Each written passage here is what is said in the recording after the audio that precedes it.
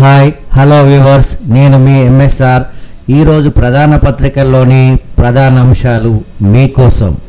మెట్రోపై consultant phase 1 valuation, phase 2 విస్తరణకు కన్సల్టెంట్గా SBI caps, నివేదిక ఆధారంగా భవిష్యత్ కార్యాచరణ, సీఎం లేఖతో చొరవ తీసుకున్న 2 కేంద్ర మంత్రులతో సమావేశం పెట్టించా, సానుకూల చర్చలు జరిగాయి, తెలంగాణ అభివృద్ధికి కృషి చేస్తూనే ఉంటా, ఎక్స్ వేదికగా కేంద్ర మంత్రి కిషన్ రెడ్డి.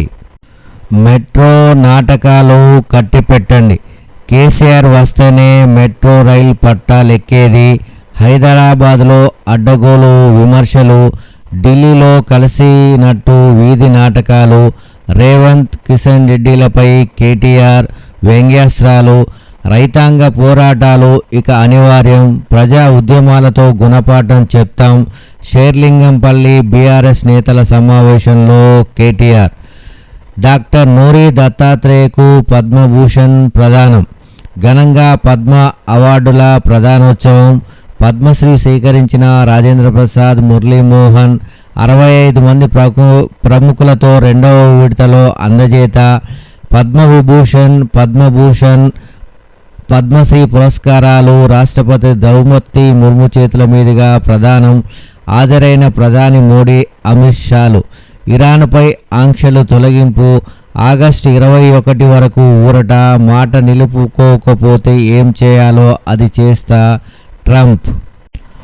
ఏఐ దెబ్బకు తారుమారు, ఇంజనీరింగ్లో కంప్యూటర్ సైన్స్, ఐటీ ఢమాల్, ఈసీకి పూర్వవైభవం, సివిల్, మెకానికల్, ఎలక్ట్రికల్, ఎలక్ట్రానిక్ కోర్సుల్లో చేరేందుకు విద్యార్థుల తహతహ. తెలుగు రాష్ట్రాల్లో స్పష్టంగా కనిపిస్తున్న మార్పులు, ఇప్పటికే తెలంగాణలో తొలి విడత ఇంజనీరింగ్ ప్రవేశాలు సురు, ఈసీఈ యాజమాన్యం కోటా సీట్లకు భారీగా డిమాండ్. మరో మాజీ సర్పంచ్ ఆత్మహత్య, పెండింగ్ బిల్లులు రాక బలాత్మరణము, 11 లక్షలు వెచ్చించే అభివృద్ధి పనులు, 2.5 ఏళ్లుగా బిల్లులు ఇవ్వని సర్కార్. సిద్దిపేట జిల్లాలో విషాద ఘటన, కాంగ్రెస్ ప్రభుత్వంపై మాజీ సర్పంచ్ల ఫోరం నేతల మండిపాటు, ఎస్బీఐతో సర్దుబాట్లు, బెదిరింపులు వర్కౌట్ కాకపోవడంతో మెట్టు దిగిన రేవంత్ రెడ్డి ప్రభుత్వం.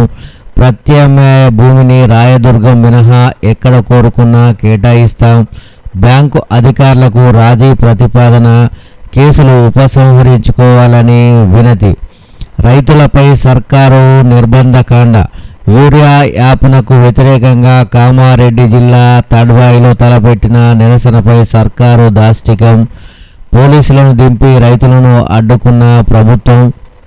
ఎక్కడికక్కడ బీఆర్ఎస్ నేతల అక్రమ అరెస్టులు, ఎల్లారెడ్డి, కామారెడ్డి, బాన్సువాడలో నిర్బంధాలు, కామారెడ్డికి వెళ్లకుండా ప్రశాంత్ రెడ్డి గృహ నిర్బంధం, సర్కారు తీరును ఖండించిన కేటీఆర్, హరీష్ రావు.